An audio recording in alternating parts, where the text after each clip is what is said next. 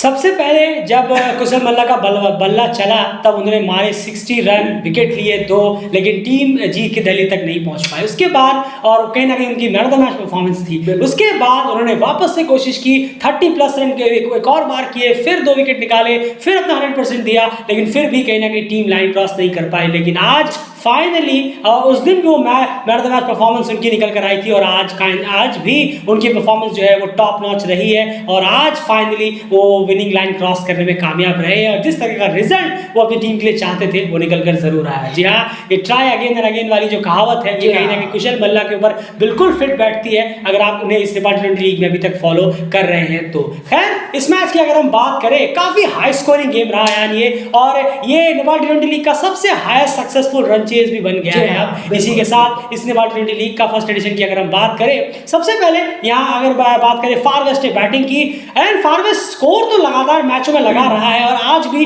कहीं ना कहीं वैसा ही कुछ दे रहा स्कोर जो है उन्होंने आज भी बहुत ज्यादा शानदार लगा दिया पहले बैटिंग करते हुए। नहीं जरूर, और पहले बैटिंग की बात करें तो 69 रन पहले 10 ओवर में यहाँ बनाए, 79 रन और 3 विकेट यहाँ जरूर गंवाए टीम ने और बहुत अच्छी शुरुआत हुई। ये काफी बेटर शुरुआत हम कहेंगे इसे कि बाद में जो आप फिनिश अच्छा कर सकते हैं कि अच्छे टोटल तक पहुंच सकते हैं, ये वो एक टारगेट काफी बेटर था 79 रन जो लगाया, लेकिन ये और बेटर हो जाता अगर यहाँ पर विकेट्स भी गिरे हैं। जैसे आप देखिए हासिम अंसारी ने भी अच्छा 1-2 शॉट दिखाए पर वो भी यहाँ पर आउट हो गए। उसके बाद हस्बतुल्लाह शाहिदी भी फौरन आउट हो गए। ये झटका बिल्कुल, ये इतना बड़ा विकेट अगर ये नहीं गिरता तो हमें यहाँ पर शायद 5-6 रन और हमें एड ऑन या 10 रन हमें और ज्यादा देखने को मिलते।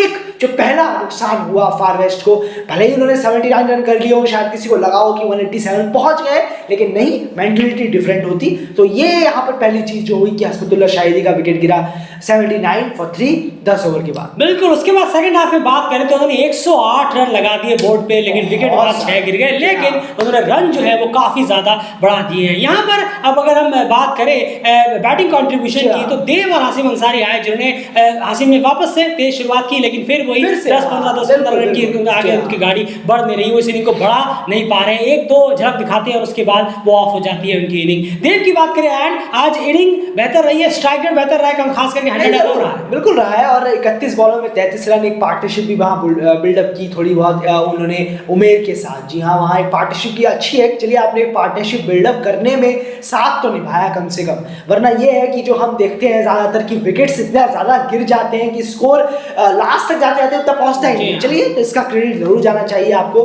कि आपने एक पार्टनरशिप बिल्डअप किया, आपने खामखा में विकेट थ्रो नहीं किया, तो अच्छी बात है कि आपने एक पार्टनरशिप करके गए। बिल्कुल, उसके बाद उमेर अली की तेज तर्रार इनिंग आज आई है, 26 बॉलों से उन्होंने 40 प्लस की इनिंग यहाँ पर खेल दी, जो कि बहुत ज्यादा एक मोमेंटम जो है वो पोखरा एवेंजर्स के साथ ले गया। भले ही हासिम और हस्बतुल्लाह आउट हो गए बहुत जल्दी, उसके बावजूद भी तो ये एक प्लस पॉइंट जरूर था। लेकिन यकीन मानिए 10 से 15 रन कम रह गए उस फेस में जहां पर लगातार ये 3 विकेट गिरे। अगर हम बात करें विनोद, भीम शार्की और हरिशंकर साहब, ये तीनों जो लगातार विकेट गिरे हैं, बहुत ही कम 7, 8, 9, 10, 11 ऐसे उनके जो विकेट गिरे हैं, यहाँ पर थोड़ी सी लुम्बिनी, माफ कीजिएगा, की जो इनिंग है इनको थोड़ा सा ब्रेक लगा, वरना डेफिनेटली ये आप 200 के आसपास ये स्कोर हम देख सकते थे। और अगर यहाँ पर थोड़ा सा और बेटर होता तो और बड़ा स्टेज मिलता, फिर राशिद खान और करण केसी पे और ज्यादा कैपिटलाइज कर पाते, तो शायद स्कोर 200 के पार जाता। बिल्कुल हो सकता था ये, क्योंकि यहाँ पर जब राशिद खान आए और आज उनका डे था, इससे तो साफ पता चल गया। 15 बॉलों में 32 रन, 2 चौके 2 छक्के उन्होंने लगाया, पूरा स्कोर बदल के रख दिया।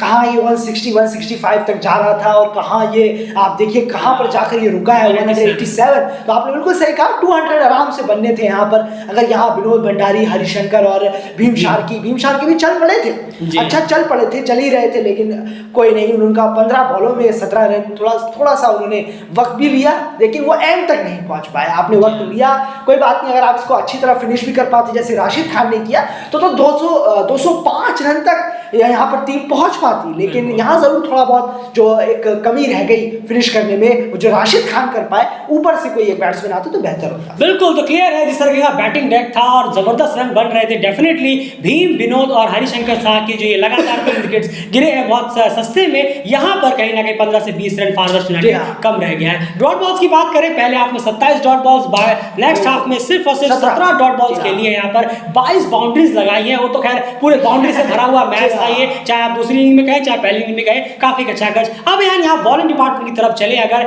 11 एक्स्ट्रास दी हैं, इसे आप किस तरह से देख रहे हैं? क्योंकि 11 एक्स्ट्रास कहीं ना कहीं एंड में हम अगर देखेंगे रिजल्ट में, तो शायद अगर ये एक्स्ट्रास 3-4 होता तो क्या पता आपके लिए 5-6 और लास्ट ओवर में बचे रहते। 11 एक्स्ट्रास क्राइम हो गया। एक्स्ट्रास में तो देखिए आप कितना भी कम डाले वो क्राइम रहेगा ही, चाहे आप 10 विकेट से भी मैच जीत जाते, ये तो कोई इसमें वो खुश होने वाली बात थी कि आप खुश हो रहे हैं, चलिए अच्छी बात है। लेकिन कंसर्न वो आपको आखिर में जो सांप जिस तरीके से डंक मारता है, वैसे ही एक्स्ट्रास आपको टूर्नामेंट में डंक मारेंगे ही मारेंगे। बिल्कुल। या ये सोच के मत चलिए कि हमने इस मैच में एक्स्ट्रास ज्यादा डाल दिए लेकिन फिर भी जीत गए तो क्या हो गया, हम आगे तो पहुंच ही जाएंगे। हो ही नहीं सकता ऐसा। आप टूर्नामेंट खेल रहे हैं, 1-2 सीरीज नहीं खेल, 1-2 मैचों की सीरीज नहीं खेल रहे हैं यहाँ पर। खैर, और इससे एक सांप सीढ़ी का गेम भी याद आता है कि बहुत तैश में लोग जाते हैं कि चलिए हमने ये सीढ़ी पकड़ ली, वो सीढ़ी पकड़ ली, वो सीढ़ी पकड़ ली, लेकिन आप भूल रहे हैं कि 99 पर जाकर एक सांप आता है जो काट के आपको 0 पे ले आता है, कहीं ऐसा ही ना हो। तो इसीलिए एक्स्ट्रास पे ध्यान जरूर दीजिए। एंड बॉलिंग का स्पेल्स कैसे रहे? जरूर, जहीर खान ने आज अच्छी बॉलिंग कराई है, वो कराती तो अच्छी है लेकिन उन्हें वो एक सही से इम्प्लीमेंट वो नहीं कर पाते। विकेट टेकिंग काफी, हाँ वही कहना है कि विकेट टेकिंग डिलीवरीज नहीं होती। आज जरूर हुई है, 4 ओवर में 24 रन 3 विकेट। तुल थापा, जी हाँ, उन्हें यार मौका मिला, 2 विकेट उनको भी मिले, लेकिन अदर बॉलर्स ने बहुत निराश किया है। प्रतीश जीसी थे नहीं आज की मैच में। अभिमन्यु मिथुन बहुत ज्यादा एक्सपेंसिव, बहुत ही ज्यादा, इंटायर टूर्नामेंट पे उनका यही चल रहा है। और आज अमीर हमजा भी काफी एक्सपेंसिव गए, थोड़े बहुत मैचों में गए एक्सपेंसिव, लेकिन कराते हैं थोड़ा बहुत इकोनॉमिकल, पर आज भी काफी एक्सपेंसिव साबित हुए। बिल्कुल। और डेफिनेटली जब किसी टीम के पास अगर खोने के लिए कुछ ना हो और उन्हें अपनी कुछ ना कुछ, तो वो उन टीमों के लिए बहुत खतरा बन जाते हैं जो कहीं ना कहीं थोड़ी बहुत उम्मीद लेके अभी भी टिके हुए हैं। ऐसा नहीं है कि पोखरा एवेंजर्स, जाहिर सी बात है उनके अपने बलबूते पर अगर वो पहुंचना चाहे प्ले ऑफ, माफ कीजिएगा, सेमीफाइनल्स तक, तो वो रास्ता उनके लिए लगभग नामुमकिन सा हो गया, क्योंकि 5 मैच वो हार चुके थे। लेकिन टेक्निकली दूसरों पे ये रिजल्ट उनके फेवर में आ जाए, वो उनके फेवर में आ जाए, इस तरह से वो अभी भी बने हुए थे और अभी भी वो बने हुए हैं। इस अगर टेक्निकल लिहाज से अगर आप देखेंगे तो यहाँ पर जो आज की उनकी जो ये चेस है वो डेफिनेटली एक अलग अप्रोच वाली रही है जो हमने अब तक देखी है। बहुत ही निडर और एग्रेसिव और बहुत ही क्लियर कट माइंडसेट वाले आज रही है। अगर आप देखेंगे तो मेरे ख्याल से मेजॉरिटी ऑफ प्लेयर्स का जो स्ट्राइक रेट है वो अबव 100 था चेस करते हुए फर्स्ट हाफ और सेकंड हाफ। कैसा? बिल्कुल जबरदस्त रहा है। देखिए 98 for 2 ये स्कोर था। आप बात कर रहे हैं चेजिंग की, और ये चेजिंग की बात कर रहे हैं आप, और 98 for 2 है जिस तरीके का स्कोर 10 ओवर के पावर प्ले में बेहद शानदार आज रहा है। ओपनिंग में भी, क्योंकि ओपनिंग चली है यार, ये सबसे इंपॉर्टेंट है कि आज ओपनिंग चली, तो ओपनिंग के साथ ये चीज जो आज पूरे बल्लेबाजों ने एक तरीके से इनिंग को अपने जिम्मे में लिया, आज जो पोखरा एवेंजर्स में दिखता नहीं है कि हाँ मेरे मेन बैट्समैन आउट हुए हैं, फिर भी यहाँ पर प्लेयर्स परफॉर्म कर रहे हैं, बीच में आए, बात जरूर करेंगे हम कुशल मल्ला की भी, आसिफ शेख और सुमित महाजन ने जिस तरीके से इनिंग खेली वो बहुत शानदार। बिल्कुल, क्योंकि वही बेस था यार, क्योंकि वो आप ओपनिंग करने के लिए आए थे और वहीं पर बेस था। और अगर आप उनका भी स्ट्राइक रेट देखेंगे तो सबका स्ट्राइक रेट आपको 100 अबव मिलेगा। और डेफिनेटली अगर आपको ये देखना है कि लोकल प्लेयर्स के दम पर, सिर्फ और सिर्फ लोकल प्लेयर्स के दम पर अगर कोई चेस कंप्लीट हुआ हो या फिर कोई मैच नेपाल T20 लीग में जीता गया हो सिर्फ लोकल प्लेयर्स के दम पर, तो आज का मैच को आप एग्जांपल पे रख सकते हैं। पोखरा एवेंजर्स की जो ये चेस है इसमें सिर्फ और सिर्फ लोकल प्लेयर्स का हाथ रहा है। आज की कम से कम डेट की बात करें, कंसिस्टेंसी डेफिनेटली नहीं दिखती है। आसिफ की भी आप देख लीजिए, आसिफ ने 50 मारा था, उसके बाद लगातार फ्लॉप हुए,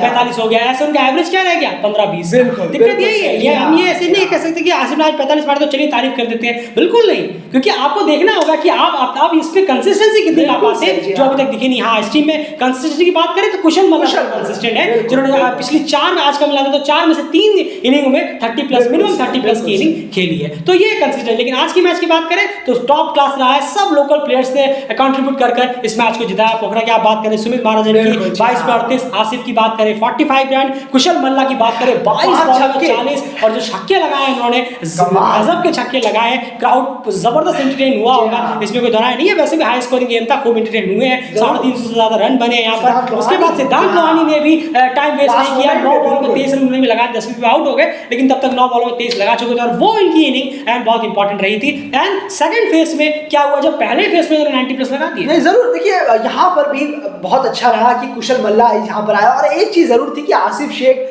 थोड़ा सा लेट तक रहे, जमे रहे वहाँ पर।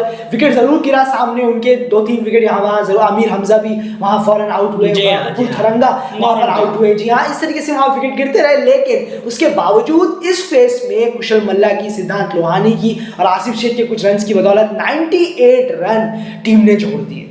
बहुत बेहतरीन जो फिनिश यहाँ पर किया है, जिस तरीके से 5 विकेट गिरे जरूर है लास्ट मोमेंट पे, और बहुत शानदार बैटिंग रही है आज। अगर हम बात करें नेपाल बैट्समैन की, जिस तरीके से उन्होंने आज पारी को खिलाया, वरना अमूमन देखते हैं उपुल थरंगा कभी संभालते हैं, कभी आमिर हमजा इनिंग को संभालते हैं, पर आज जिस तरीके कभी अकेले कुशल ही संभालते, कभी अकेले कुशल मल्ला ही संभालते हैं। जी हाँ, लेकिन आज जिस तरीके से इन चारों ने मिलकर इनिंग को संभाला है वो काबिल तारीफ, बिल्कुल काबिल तारीफ है। डेफिनेटली आज लोकल प्लेयर्स की अगर आप बैटिंग परफॉर्मेंस के दम पर कोई मैच जीता हुआ देखना चाहेंगे तो डेफिनेटली ये उसमें होगा, जहां पर क्लीन कट पूरे के पूरे ऊपर से लेकर नीचे तक चेज में लोकल प्लेयर्स का ही इस मैच में हाथ था पोखरा एवेंजर्स के लिए। तो काफी क्लीन और कंप्लीट परफॉर्मेंस हुई है लोकल प्लेयर्स के एज अ बैटिंग यूनिट की तरफ से। और यहाँ पे डॉट बॉल्स की बात करें तो 17 डॉट बॉल्स फर्स्ट हाफ में और सिर्फ 17 ही डॉट बॉल्स सेकंड हाफ में, तो बहुत अच्छा डॉट बॉल्स में काम किया है, काफी रन निकाले गए हैं, बहुत ज्यादा बाउंड्रीज आई है। अगर इस मैच की बात करें, चलिए बाउंड्री काउंट में भी पोखरा एवेंजर्स जीत गया।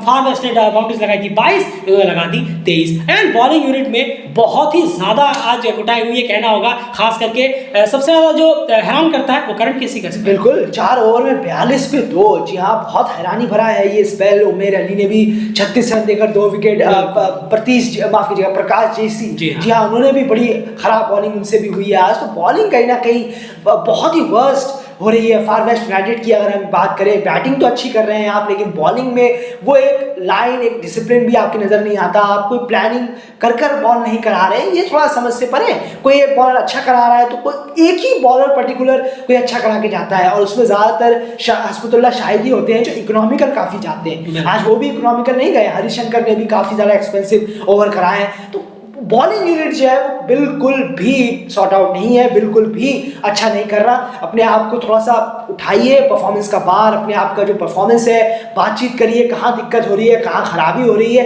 क्योंकि आप रन तो बना रहे हैं लेकिन आप बिल्कुल पिट भी रहे हैं उतना ही जितना आप कर रहे हैं। बिल्कुल क्लियर कट है बॉलिंग डिपार्टमेंट में। जी बिल्कुल, बॉलिंग डिपार्टमेंट में काफी ज्यादा दिक्कत यहाँ फार वेस्ट को हो रही है। आप रन्स कर रहे हैं, बोर्ड पे लगा भी रहे हैं, बॉलर्स को रन्स मिल रहे हैं, लेकिन वो उसे डिफेंड नहीं कर पा रहे। ये डेफिनेटली कंसर्न फार वेस्ट के साथ जरूर है। और कहीं ना कहीं कहना होगा जो इस बॉलिंग अटैक को लीड कर रहे हैं, जो कि लोकल प्लेयर, सीनियर प्लेयर करण केसी, अगर वही रिदम में नहीं आएंगे, एक मैच में आए उसके बाद फिर ऑफ हो गए, फिर एक आए ऑफ हो गए, ऐसे काम नहीं चलने वाला।